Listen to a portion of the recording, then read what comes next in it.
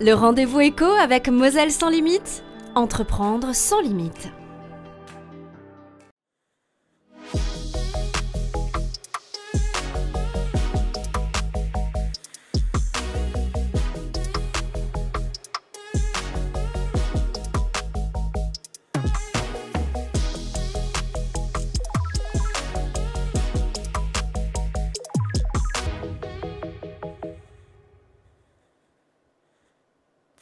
Bonsoir, soyez les bienvenus sur Moselle TV. Comment les entreprises font face à la crise énergétique? C'est une question à laquelle nous tenterons de répondre aujourd'hui dans le rendez-vous éco, notamment avec notre invité Philippe Fischer, président de la CMA Moselle, la Chambre des métiers et de l'artisanat. On le retrouve dans quelques instants, mais d'abord, place à notre grand format.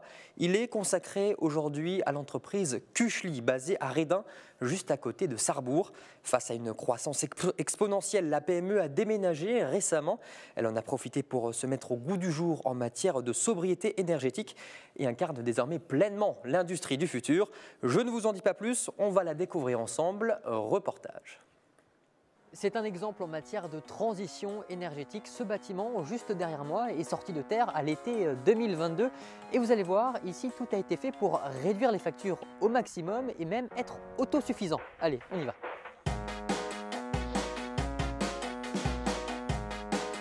C'est une entreprise vieille de 65 ans. En 2015, elle est rachetée par Yann, ingénieur de formation. Alors Esteban, ça se passe bien? Ici, on conçoit et réalise des pièces métalliques. Donc là, Esteban est en train de dessiner un outil de pliage. Il me semble que sur les autres pièces, on avait fait un biseauté. C'était pas à angle droit. Parce qu'il est méthodique et surtout très concerné par les enjeux environnementaux actuels, Yann a pensé sa nouvelle usine au détail près. Mais avant de découvrir toutes les subtilités qu'elle réserve, il nous présente la nouveauté phare, celle qui fait toute la différence. Donc là, on va rentrer dans l'endroit où c'est l'investissement d'actualité, un chauffage biomasse. Une installation effectivement en tendance qui lui permet d'économiser 100 000 € par an et chauffer sans souci les 3000 m² du bâtiment. C'était plus par vocation écologique qu'on a installé ça et aussi pour trouver une solution par rapport à nos déchets bois. Solution toute trouvée. Et c'est du bois non traité qui va être en fait revalorisé en circuit assez court parce que c'est le voisin qui va le prendre. On lui remplit sa benne de ces déchets-là et une fois qu'elle est pleine, ça va à 200 mètres et il va le transformer en biomasse. Le bâtiment chauffé, il s'agit maintenant de garder cette température. Pour cela, Yann a équipé les parois d'un isolant renforcé, 65% plus efficace que la norme en vigueur. Et pour les portes sectionnelles, un second rideau permet d'éviter les pertes. Il suffit d'actionner la porte sectionnelle et en fait vous allez voir que si on ne bouge pas, normalement les portes rapides vont descendre au bout d'un moment. L'usine est divisée en 3 parties distinctes, chacune d'entre elles est chauffée et éclairée en fonction de ses besoins. Par exemple, ici dans l'espace de stockage, il fait 16 degrés et la lumière est moins intense qu'ailleurs. Et quand la luminosité est suffisante, avec les nombreuses ouvertures, les rampes d'éclairage s'éteignent automatiquement grâce à un détecteur intelligent. Il va couper une première rangée. Si la luminosité continue à augmenter, il va en couper une deuxième et voire couper complètement la luminosité artificielle. Ouais, ça va s'enquiller dedans et puis tu as la bonne retombée. Mais il faut la régler parce que sinon la presse. Elle retombe plus, voilà. La contribution elle est plus en haut. Ouais. C'est pour ça qu'elle se bloque. Voilà. La lumière, mais aussi les machines, sont soit programmables pour tourner la nuit en heure creuse, ou alors s'arrêtent tout simplement de fonctionner si aucune activité n'est détectée. C'est le cas notamment de ce tapis, bien discret, ou de ce système de filtration dans le local outillage. Toutes les machines sont arrêtées, le système de filtration se coupe. Finalement, il n'y a pas de petites économies. Il n'y a pas de petites économies et plus on avance dans les économies, plus ça devient difficile de les trouver et plus il faut chercher le détail. Et comme chaque détail compte, on a même ici installé une pergola pour limiter les rayons du soleil l'été et ainsi réduire sa consommation avec la clim. Des rayons de soleil qui pourront d'ici mars alimenter les 1000 m² de panneaux solaires. On va couvrir 60 à 70% de notre besoin en hiver et 120% en été. Donc ça compense Donc finalement. ça compense, ouais. Vous êtes presque aujourd'hui, à terme, avec ces panneaux solaires, autosuffisants. Alors à terme, si on choisit par exemple de couvrir les parkings, on sera 100% autonome. D'autant plus que le prix du kilowatt reviendra moins cher qu'avant la crise énergétique. Malgré tout, même si c'est important, la priorité n'est pas là pour le jeune dirigeant. C'est vrai que vous, personnellement, cet aspect finalement d'impact environnemental, ça vous tient particulièrement à cœur. Je me dis que si on continue comme ça, comme on a fait par le passé alors qu'on est au courant, c'est qu'on est, je ne vais pas dire des idiots, mais on est en train de laisser une planète qui ne va pas forcément s'améliorer pour nos enfants. Donc j'ai envie de pouvoir me regarder dans la glace. Donc ce que je fais, c'est que je fais le maximum de ce que je peux faire pour éviter que j'ai un regret quelconque dans le futur. Véritable modèle de sobriété énergétique, l'entreprise espère par ce biais attirer les talents de demain. Et si c'était une des clés pour faire face aux difficultés de recrutement. Il y a une certaine satisfaction quand on y arrive. Donc c'est bien. C'est comme ça, vous voyez, c'est des détails, mais des détails qui marchent. Philippe Fischer, bonsoir. Bonsoir. Alors vous êtes le président de la Chambre des métiers et de l'artisanat de Moselle, une instance qui a pour but, rappelons-le, d'accompagner, de former les chefs d'entreprise, les porteurs de projets ou encore les salariés de l'artisanat. Alors on est dans une période compliquée économiquement parlant pour tous ces acteurs fortement touchés par la hausse des prix énergétiques.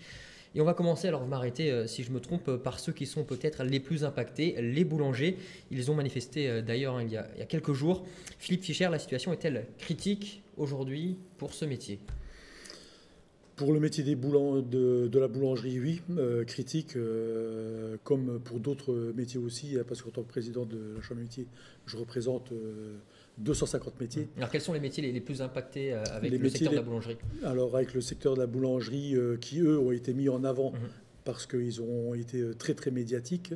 Mais donc on a aussi de gros problèmes avec les métiers du verre. On est concerné, tout le sud de la Moselle, les métiers de la poterie, les métiers du fer aussi. Alors on ne va pas oublier non plus au métier de bouche les traiteurs et les bouchers. Et donc on a aussi beaucoup d'autres métiers qui sont impactés. Et donc on s'est concentré dans un premier temps pour la boulangerie parce que c'est eux qui ont reçu leur première estimation de factures futures à venir. Et donc très inquiétant. Hier, on a réuni à la Chambre de métier justement, nous avons organisé une réunion avec nos partenaires, la préfecture, Madame la sous-préfète de Metz, la DGFIP, Direction Générale des Finances, et France Relance, justement pour expliquer aux boulangers. Et donc on avait réuni une soixantaine de boulangers, des experts comptables qui sont aussi concernés par rapport à leurs clients. Pour faire quoi alors, un état des lieux un petit peu? Un état des lieux et de chaque entreprise, parce que bien sûr, ça c'est des problèmes qui vont maintenant se régler au cas par cas, parce que tous les cas ne sont pas le même au niveau des contrats. Et puis les experts comptables qui sont là aussi pour prendre des renseignements sur... Alors ils le savent, ils le maîtrisent maintenant sur toutes les mesures existantes, mais bon, il faut bien leur expliquer la façon de faire. Madame la sous-préfète était là justement en représentant le gouvernement pour expliquer avec l'attestation à faire. Et donc surtout essayer de rassurer les artisans. Très difficile de les rassurer parce qu'on a eu en retour justement hier des cas qui sont extrêmes. Donc, il y a même eu des fermetures dans le secteur de l'artisanat. Alors, il faut mesurer le vrai du faux, si je peux m'exprimer ainsi. C'est-à-dire que tous ceux qui ont, avant les fêtes de Noël, c'est-à-dire novembre ou début décembre, soit fermés pour liquidation ou autre, c'est pas forcément et c'est pas du tout même dû à la crise énergétique. Certains, alors je devrais peut-être pas le dire comme ça, certains ont profité, si on peut dire profiter, et c'est plutôt un mal-être de ça pour fermer. Mais les premières factures qui concernent ces augmentations vont seulement arriver le mois prochain, voire dans 2 mois. Donc voilà. Et à long terme, c'est une situation qui, bien sûr, n'est pas tenable. Très délicate pour certains. Donc nous, ce qu'on a demandé au gouvernement et ce qu'on demande surtout aux fournisseurs d'électricité, c'est de faire des arrangements, et on a prévenu les boulangers et les autres professions de faire des demandes pour ceux qui ont des fortes augmentations d'étalement des charges, un étalement des factures d'électricité, c'est faisable. Toutes sortes de mesures comme ça qui peuvent entre guillemets, faire qu'une entreprise va pouvoir résister. Il existe des aides, mais est-ce qu'elles sont suffisantes, ces aides, à votre le problème des aides aujourd'hui qui sont annoncées, et puis bon, tout le monde les connaît maintenant dans les professions, c'est que pour l'instant, c'est une usine à gaz. Et en plus, les gens attendent leur prochaine facture d'électricité pour voir exactement à quelle sauce ils vont être mangés, parce que c'est très difficile de mettre des aides sur une situation, les aides correspondantes sur une situation, parce que chaque cas n'est pas la même au niveau des heures de nuit, au niveau des heures de jour, il y a les heures d'été, les heures d'hiver, donc tout ça fait que personne ne peut dire aujourd'hui ce qu'il va payer demain comme électricité. Mais on a déjà eu des retours de cas très graves que nous, Chambre de métier, on a réceptionnés, qu'on a traités et qu'on a transmis directement à la préfecture pour qu'ils agissent directement, parce que derrière tout ça, c'est surtout du personnel qui est en jeu, et derrière ça, des familles. Parce qu'on parlait des aides, vous aussi, le rôle de la CMA, c'est de faciliter aussi l'accès à ces aides, d'expliquer aux entreprises. Voilà, c'est pour ça qu'on n'arrête pas de leur dire, n'hésitez pas à pousser les portes de la Chambre de métier. Il y a une réticence qui existe à venir vers vous C'est pas une réticence. Les gens n'ont pas l'artisan n'a pas le. Alors déjà, l'artisan, c'est quelqu'un qui est très solidaire, très solitaire, et qui n'a pas forcément envie qu'on rentre, j'allais dire, dans ses affaires. Et donc voilà. Alors que dans chaque territoire, on a des conseillers sur Sarrebourg, sur Forbach, sur Thionville, sur Metz Métropole. Il suffit d'un coup de téléphone. On leur a fourni à tous les 3 premières semaines de janvier. Nos agents ont fait 230 contacts, rien qu'en boulangerie, plus une centaine de contacts pour les autres cas, boucherie et autres métiers, en 3 semaines, pour voir les situations. De tous ces contacts-là, on est ressorti 60 rendez-vous avec nos conseillers. Et là, on voit que c'est des cas qui sont vraiment urgents à traiter. Et donc, ces gens-là sont contents et se disent, bah oui, si j'avais su, j'aurais peut-être déjà en temps de Covid, fait déjà la démarche de venir vous voir, parce que les gens n'ont pas forcément le réflexe aussi. Chambre des métiers, on ne sait pas trop ce qu'on y fait à la Chambre des métiers. Pour la plupart des gens, la Chambre des métiers, c'est un centre de formation.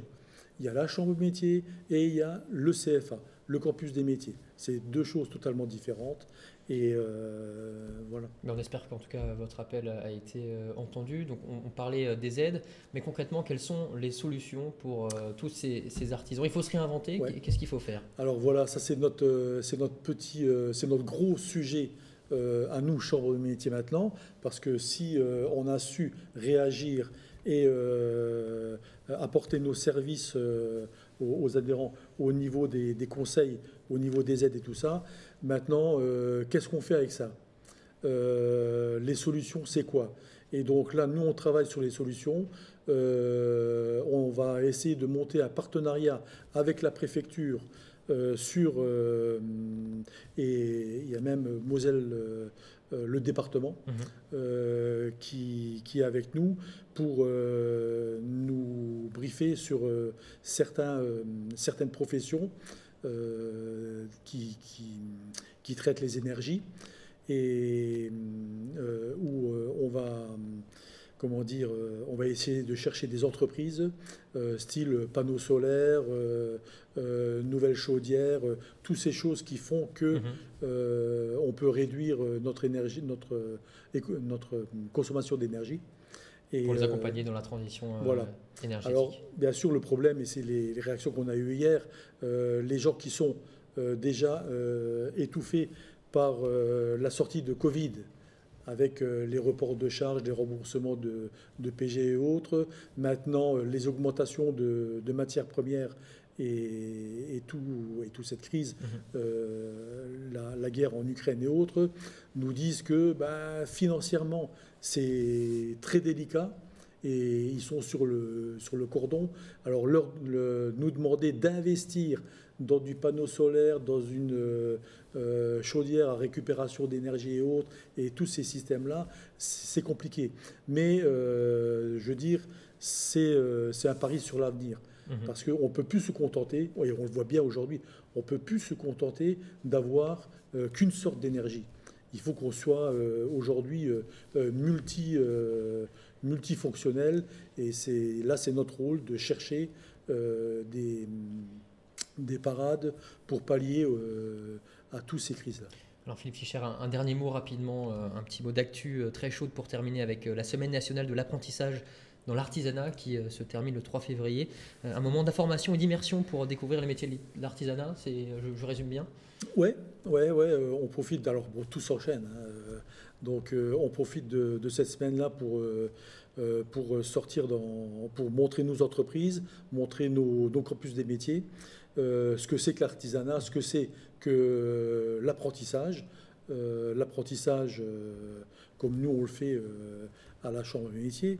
Et donc, c'est des opérations sur les 3 territoires de Moselle, Forbach, Metz, Métropole et Thionville, où on a par exemple, et là je crois, d'ailleurs j'en suis sûr, que Moselle TV est partenaire avec nous sur Forbach pour une émission spéciale où on va montrer et démontrer notre formation automobile.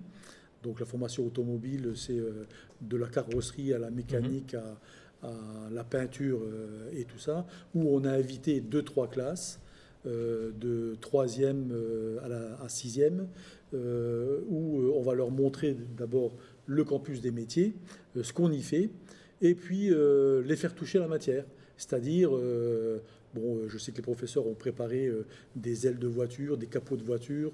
Ils vont pouvoir se défouler à taper dessus et puis à remodeler et à faire de la peinture sur. Et donc, voilà. Et on ouvre nos laboratoires aussi de boulangerie, de pâtisserie, de boucherie. On a aussi, très étonnant, on a eu beaucoup de demandes pour la poissonnerie, puisqu'on a ouvert il y a 2 ans une section poissonnerie. Donc, voilà.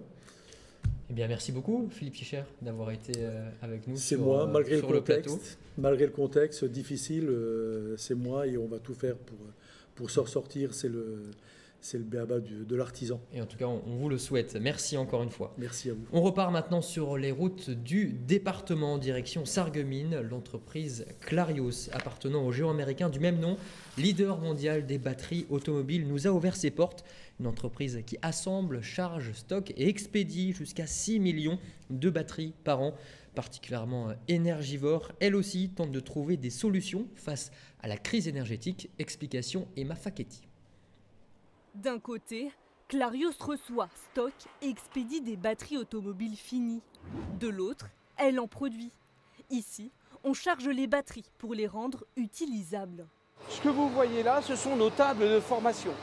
Nos tables de formation consomment environ 80% de notre consommation quotidienne en électricité. Cette année, Clarios espère diminuer de 5% son besoin en électricité pour charger ses batteries. Soucieuse de son impact énergétique, l'usine a également souscrit à un contrat d'effacement avec son prestataire. L'objectif de ce contrat, en fait, c'est qu'on ait une notification la veille à 16h pour s'effacer le lendemain entre 7h et 20h. Concrètement, la production est totalement coupée durant cette tranche horaire. Si cela n'est jamais arrivé pour le moment, l'entreprise veille au grain. À Sarreguemines, comme dans les autres usines, nous avons mis en place certains outils de suivi qui nous permettent de vérifier quotidiennement la consommation d'électricité, de gaz et d'eau. Consommation optimisée grâce par exemple à cette installation qui récupère la chaleur émise par les tables de formation afin de chauffer l'usine.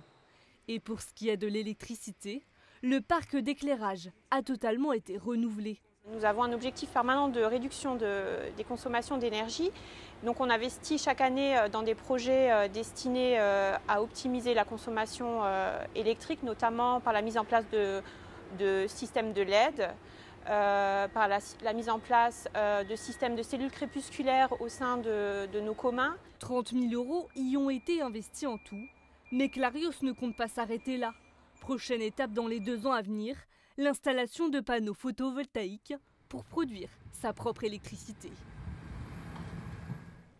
En parlant de panneaux solaires, eux ont franchi le pas. Les laboratoires Lenning établis à Sainte-Barbe en Moselle ont investi lourdement pour pouvoir produire leur propre électricité. Pour information, les laboratoires Lenning sont une entreprise française créée en 1935, fabriquant et commercialisant des préparations homéopathiques et des préparations à base de plantes. L'enjeu de la transition énergétique est un aspect très important dans leur réflexion. On écoute d'ailleurs leur président au micro d'Aymeric Guillaume.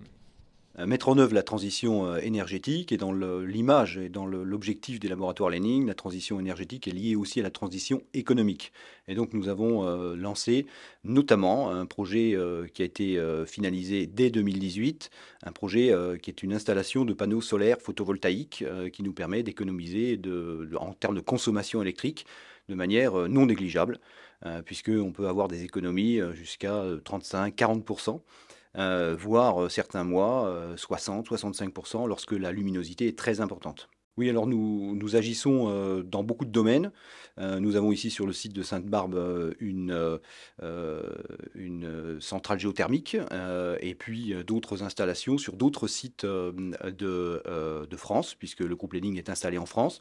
Et nous, ce que nous avons également fait, et c'est très important, ça peut être intéressant à savoir, c'est que nous avons passé un contrat avec l'UEM, qui est un contrat pour se faire alimenter uniquement en électricité verte, c'est-à-dire qui proviennent des panneaux solaires ou des éoliennes. Et donc, ce qui veut dire qu'aujourd'hui, le groupe Lenning en France est alimenté uniquement avec de l'énergie électrique verte.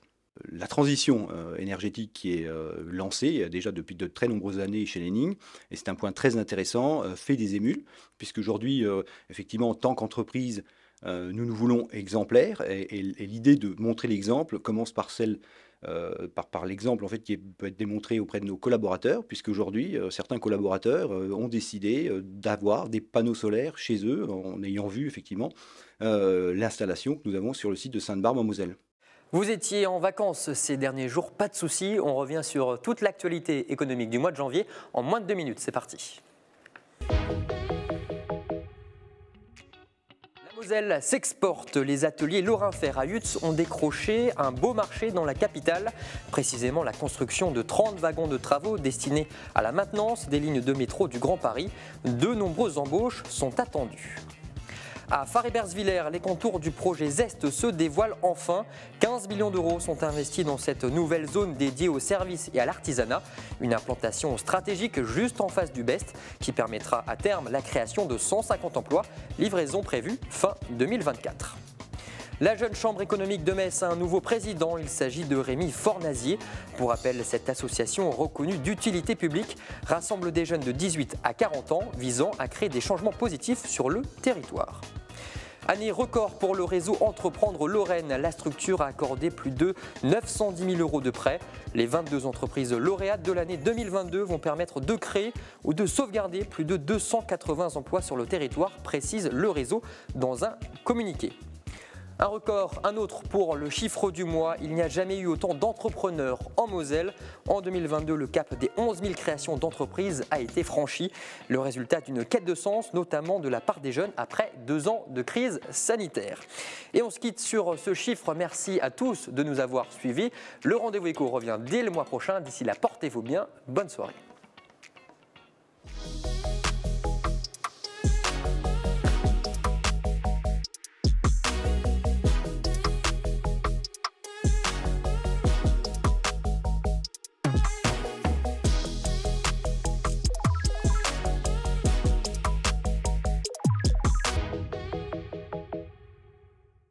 C'était le Rendez-vous Éco avec Moselle sans limite. Entreprendre sans limite.